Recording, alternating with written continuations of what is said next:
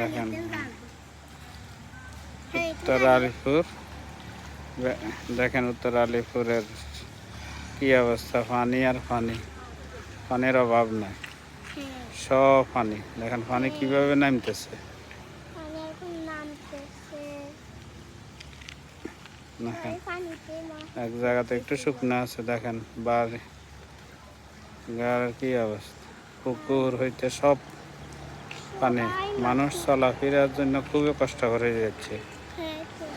যাদের বাড়িঘর আছে তারা কোনো মতে এখনো সেফ আছে, আর যাদের বাড়িঘর নিচু তারা মানে কোথায় যাবে।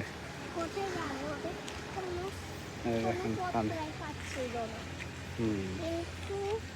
এখানে সবগুলা পানি আর পানি, কেউ কোনো খাবার